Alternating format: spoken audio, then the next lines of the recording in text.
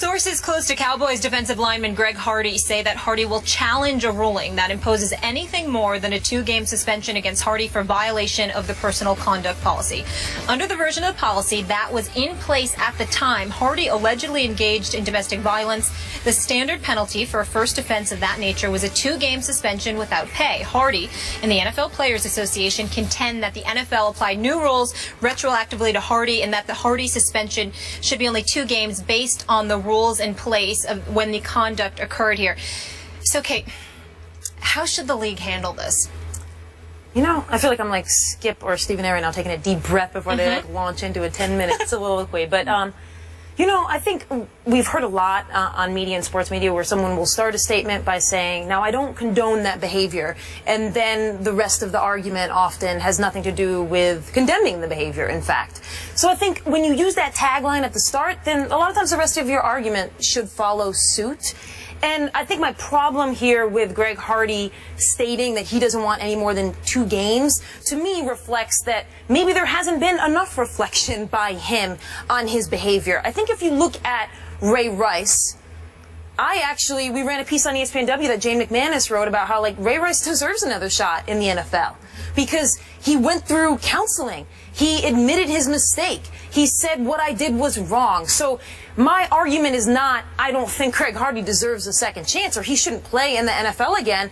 I just think when all of his communication has been to this point, here's what I'm not going to accept. Here, I don't want to miss more than this. He has yet to miss $1 of NFL pay to this point since he was paid for all of the previous year.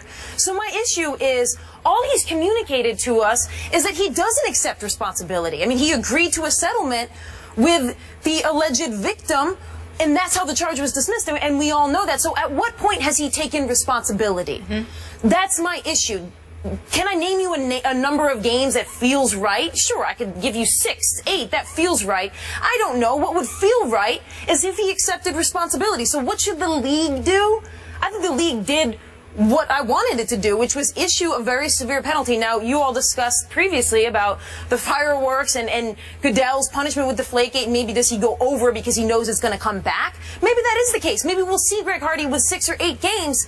And that will, but I don't know what feels right. What would feel right to me is if Greg Hardy took responsibility in some way that was public and made sense. So there's a theme for your and my disagreement throughout the day, and that is feel versus what is written down. I don't know what feels right either.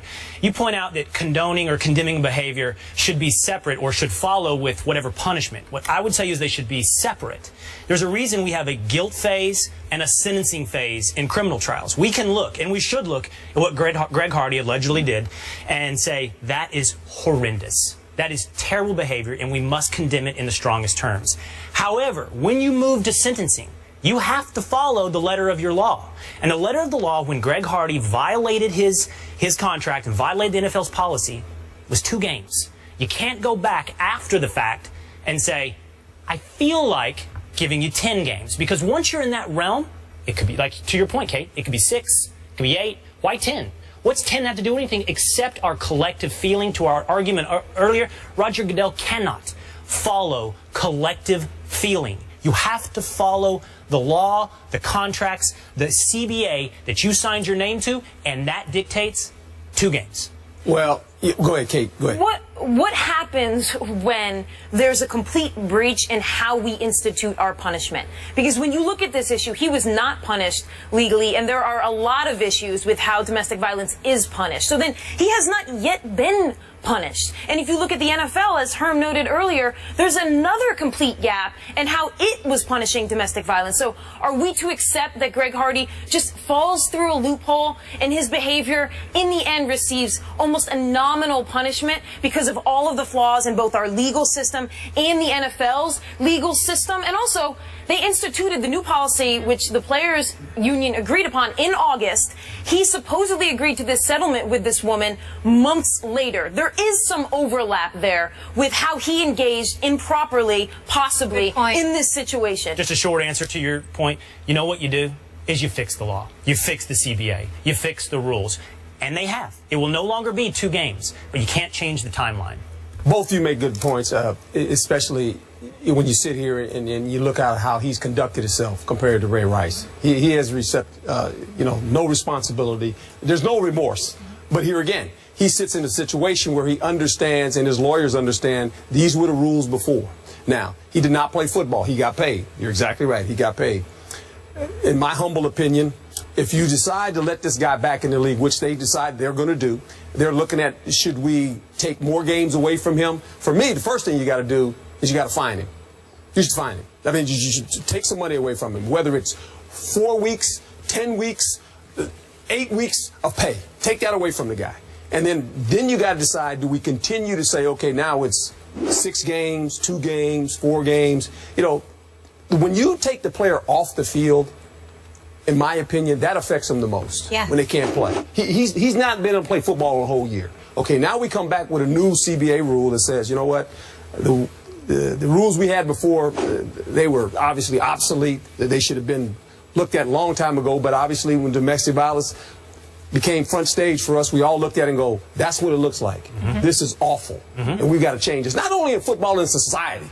I mean, when we're talking about football, this should be changed in society as well, okay, in my humble opinion. But when you look at his situation, there was a loophole. You're exactly right.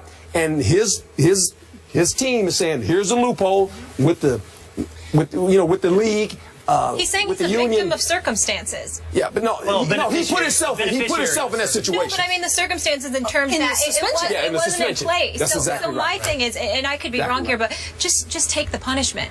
And I'm not a player, so I don't know, you've already sat out a year and that kind of thing, but just take the punishment, and then maybe we'd see some remorse and go through the process like Ray Rice did. Why are you going to fight it now? Right, I mean, I'll add a parallel here, which is only a parallel in terms of a suspension and not fighting it, is Brittany Griner's situation in the WNBA. There was a lot of groundswell among players in the WNBA saying, don't take that long of a suspension because it's setting a precedent.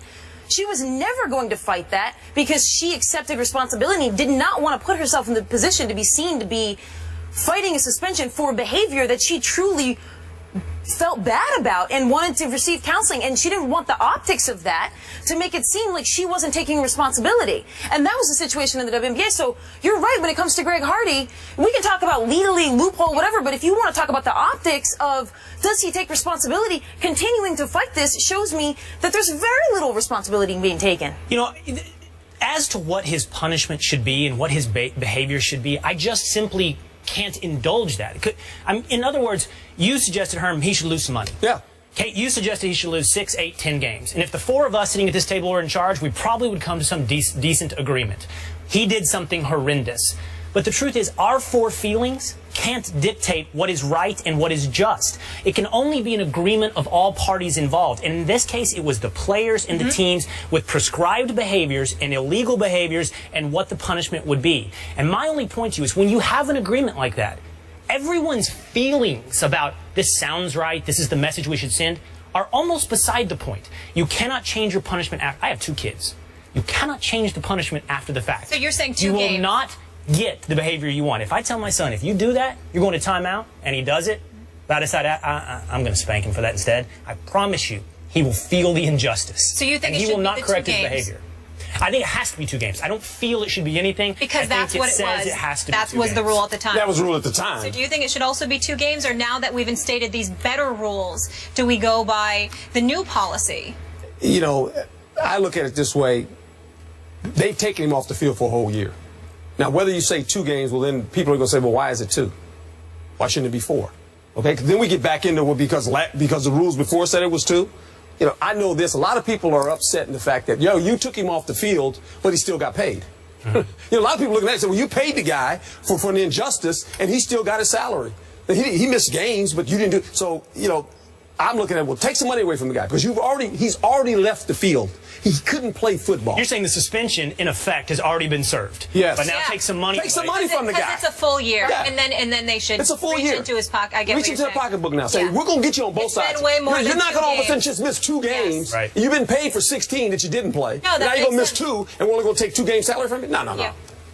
No. That's not right, in my opinion. But I'm not, I'm not the commissioner. I mean, I will add, though, that there's a difficult nature of trying to change the justice system.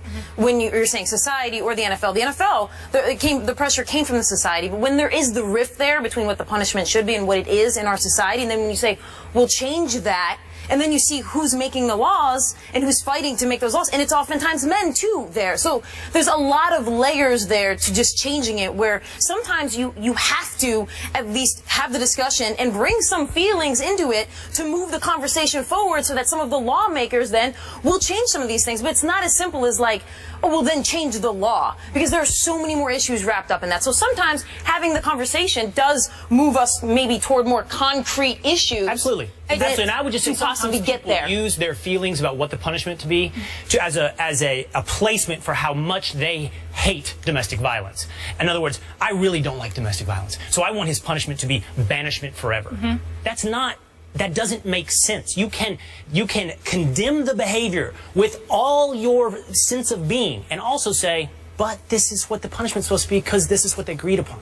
You can hold both of those opinions. One thing I do want to say moving this forward, because the NFL was writing my checks about 6 months ago, and this is absolutely egregious, but they are doing a lot, and they know that they didn't handle this properly to deal with domestic violence and try to put in the right protocols, and we went through a lot of training, and I do have to respect and give them kudos to that, and trying to handle it. We know things weren't handled properly before, but moving forward, and this is one of the things that happened prior to trying to... Well, we're aware of what it looks like, and I think we've known domestic violence has gone on in this country. Not just by athletes.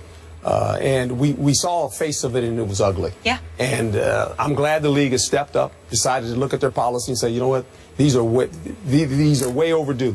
We need to become better at this, and we need to go into the forefront of this to make a statement, not only just to our society. Hey, this cannot be tolerated by any stretch of the imagination. All right, we'll leave it there. LeBron, meanwhile, locked into Cleveland for at least one more season. So how many more will he actually play in Cleveland, though? That's the debate coming up next. Is that it for Herm? Get out.